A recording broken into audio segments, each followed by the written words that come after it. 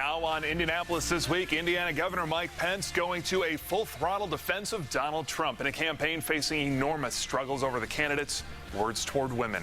Thank you so much for joining us for Indianapolis This Week. Now just 23 days to go to Election Day, and thousands of votes, well, they've already been cast here in Indiana. We start with the presidential race. Polls showing significant trouble now for the Trump-Pence campaign nationwide, and a tightening race here in Indiana as well. The Washington Post this week downgraded Indiana to lean Republican. It made a similar move for the heavily Republican state of Utah, citing polls that show diminishing support for Donald Trump now in both states. And this on Friday, Monmouth University releasing a new poll showing Donald Trump leading Hillary Clinton now by just 4 points. But that is within the margin of error. So the race is tied per that poll. Mitt Romney won the state of Indiana back in 2012 by 11 points, then, of course, over Barack Obama. It's been a week for the campaign to defend against that leaked audio tape released now 10 days ago, and new allegations from more than a dozen women claiming that Donald Trump groped or touched them inappropriately over the years. His running mate, Indiana Governor Mike Pence, defending Trump on the campaign trail, saying his own personal religious beliefs led him to forgive the Republican presidential nominee. You know, as I said last weekend, I don't condone what was said, and I spoke out against it. But the other part of my faith is I believe in grace. I've received it. I believe in it. I believe in forgiveness. And we're called to forgive as we have been forgiven. And last night, my running mate, he showed the American people was in his heart. He showed humility to the American people. Pence has also repeatedly said this week he continues to be proud to stand with Donald Trump, including on CBS on Friday morning. Donald Trump has assured the public. But have you talked to him directly about this? Absolutely. And he's told me that. And you believe him?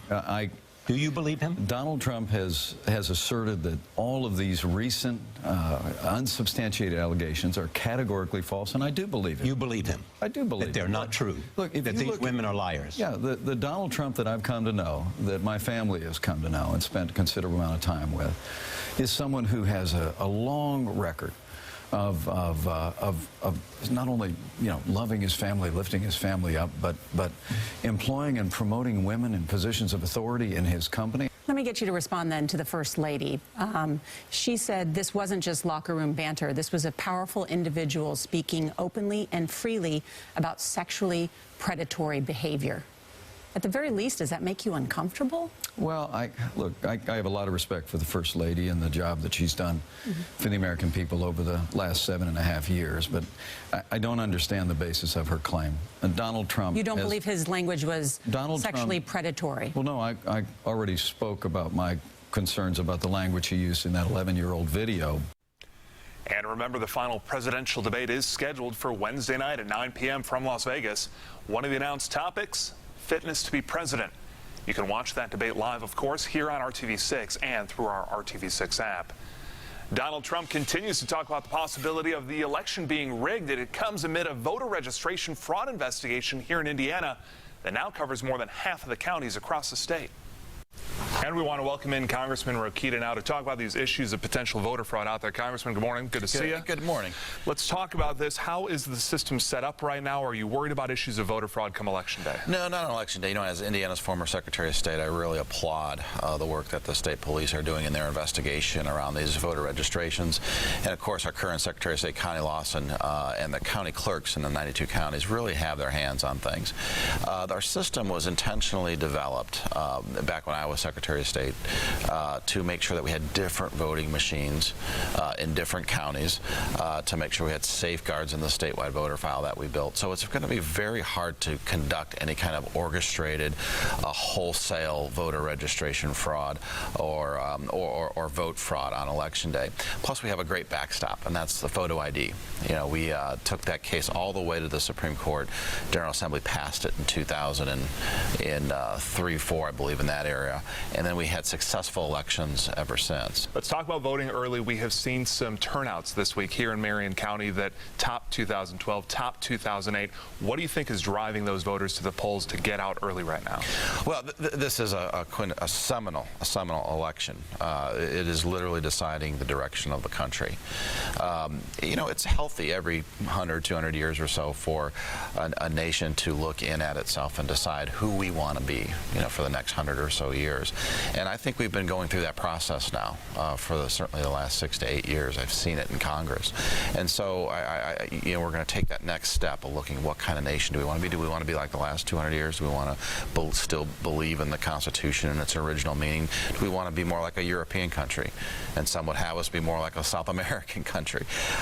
You know, that's all on the table here with this election, and I think whether the voters talk about it in the terms I just did or subliminally in some other way, they know the importance of it, and it's driving turnout. In the wake of more allegations against Donald Trump this week, you have previously told us that you are indeed sticking with him. Absolutely. Yeah. Let's talk about the job that you think that Governor Mike Pence is doing right now out on the trail in support of Donald Trump as well. Well, he's doing what a vice presidential candidate should be doing for his team and for his teammate, and I'm very proud of our governor, very proud of the work that he's doing, and also he understands, just like I do, the reason I continue to support Donald Trump is that the choice is always relative. It's also binary. I mean, I know what Hillary Clinton will do. I know the kind of partner she'll be for me in Congress, which is next to nothing. I want a partner that's going to sign some of my legislation to get this country back to it, and to reclaim a role in government that is limited, you know, those kinds of things. And Hillary Clinton will be the opposite. She'll be the third term of President Obama, in my eyes. But Governor Pence knows this as well, and that's why we continue both to support Donald Trump. Busy man these days, Congressman Makita. Thanks so much for joining us. Good to see you. Good to see you guys. Now to the U.S. Senate race. That Monmouth poll released Friday showing Democrat Evan Bayh with a 6-point lead over Republican Todd Young. The race has generally been considered a toss-up recently, with control of the U.S. Senate hanging in the balance. The race dominated by 2 questions right now: Todd Young's ongoing support for Donald Trump, and questions about how Evan Bayh handled his final year in office in 2010. Rafael Sanchez is following that for us today. Rafael. Jason, Democrat Evan Bayh has seen his huge lead in the polls shrink to his Republican challenger Todd Young. Bayh thanked volunteers on Thursday in Indianapolis and encouraged all of them to get out the vote. Bayh also addressed allegations that before he left the U.S. Senate, he was looking for jobs and was voting to benefit his future employer. The Todd Young campaign is calling this votes for hire. Bayh had this to say to Indianapolis This week. This issue with the votes for hire, the issue that you're trying to get back the seat that your dad had. You've heard this. This is nothing new to you. You've heard the criticism that you're a lobbyist. I can go on and on. That's also flat out not true. Look, the number of distortions and flat out lies coming from Congressman Young is too long to discuss in the time that we have here. The important thing is that I have always voted for the best interests of Hoosier families. Congressman Young, unfortunately, in the last 6 years, time after time, has voted with companies like Carrier. He's voted to deregulate the big banks. He's voted to increase premiums upon Medicare recipients, make our seniors pay more for prescription drugs, et cetera, et cetera. That's unfortunate. We should do better. Rafael, not much time left. What do the next 3 weeks look like for Evan Bayh? Mr. Bayh plans to focus on the economy and education. Also on his radar, the situation in Syria. We need to work with the Kurds, the Turks, moderate Sunnis to first defeat ISIS, and then to have a regime change where Mr. Assad, who's killed hundreds of thousands of his own people, is no longer in power. I think we can accomplish that without large numbers of American troops, but the use of our air power, our special forces, that is essential for us getting the job done. We invited Congressman Todd Young to join us, and he plans to do so next week following his debate with Mr. Bayh. Jason? Rafael Sanchez, thank you so much for following that for us here today. And of course, mark this down, the first and so far only U.S. Senate debate will be Tuesday night at 7 p.m. You can watch that live as well on our RTV6 app and through our RTV6 Facebook page. This is not politics as usual.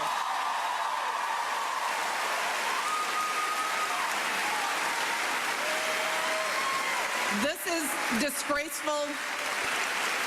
It is intolerable.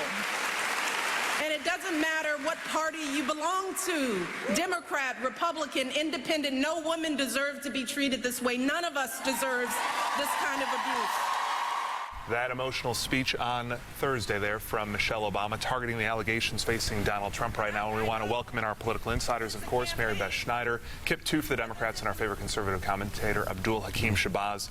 Has this been the worst week for the Trump-Pence ticket? Abdul? No, I think probably 2 weeks from now will probably be the worst week for the Trump-Pence ticket. Because every time I think it's the worst week, something else happens. And there are reports out there that in those tapes of The Apprentice, Donald Trump has used the N-word, and there's some debate of whether that actually gets out. If that gets out, then it's really game over. But everything we've seen so far this week with person after person after person coming out saying Donald Trump acted inappropriately, it doesn't help. What's the impact on this race so far nationally? We'll get into Indiana in a second. Well, I think the bottom's dropping off. You look at it dropping out. You look at all the polls in the aftermath of this, and he's down just about everywhere, further than when he was when it all started. I think the bottom's dropping off. Paul Ryan is abandoning him. He's had several other people abandon him. I expect that continues. Surprising numbers from Monmouth University coming out on Friday. Let's talk about it in the presidential race context first. Mary Beth, your first reaction to seeing those numbers here in the state of Indiana? For the Republican nominee to be up by only 4 percentage points in October. The last time we saw that, John McCain was losing Indiana. I still think, I guess, that Donald Trump wins Indiana, but I think if Mike Pence wasn't on the ticket, he'd be toast here, too. What does this all mean for Mike Pence going forward at this point? I don't think anything good, frankly. I think Mike Pence, for a long time, was dancing on the head of a pin, trying to preserve his dignity and yet defend his nominee. Now he is, like, in full bore for Donald Trump, and his name will be linked with his forever. Anything that he can do, Donald Trump, Mike Pence, over the next 23 days now to turn things around? Well, for Mike Pence personally, the only thing he can do is resign from the ticket, which he's not going to do because I think he's now permanently damaged. The only way to preserve his reputation as, a Christian, a conservative, and a Republican is to resign the ticket, but I don't think he's going to do it. I think the only thing that Mike Pence can do while he's running for the next 23 days is just go, for those hardcore Republicans, maybe try to reach out to some of those soft R's and start building for 2020. Let's talk about the U.S. Senate race now in that Monmouth University poll as well. Surprised by the results? Given that it's a little different than the most recent poll we saw, yes, but it does show, I think what we thought all along was that Evan Bayh would be in fairly good position on November 8th. What's working for Evan Bayh right now? Well, I think that he stabilized his campaign, and I think that he's now back on the offensive, attacking Todd Young for not paying his property taxes, for getting an FEC fine, and I also think that the bottom's dropping out for Trump and Republicans in the state of Indiana, and they're in big trouble. I'm not fully convinced because the Todd Young people, their internals, which they put out today, and they actually did more than 600 voters, which is actually more than Monmouth's 402, showing the race still a statistical tie. And this has not been Evan Bayh's best week with all the things about Apollo, how much lobbying did you do, not being honest with Mary Beth's former newspaper, the Indianapolis Star.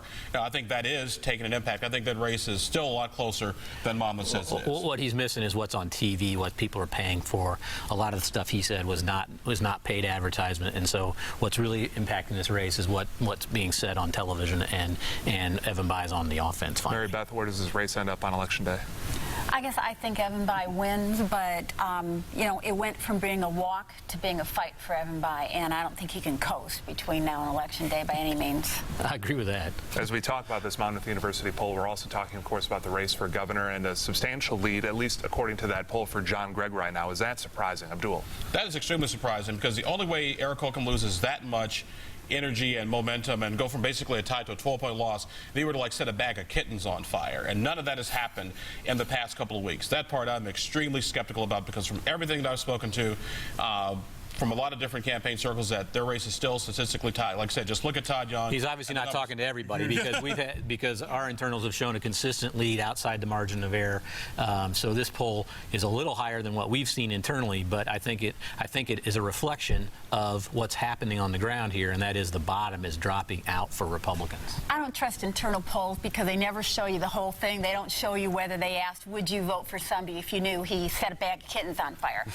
But for the record, no one has set any bag of kittens on fire anywhere on Twitter that we know about. But I actually believe the number because it's what I've seen just driving around. I see I see John Gregg yard signs in what I consider Republican areas.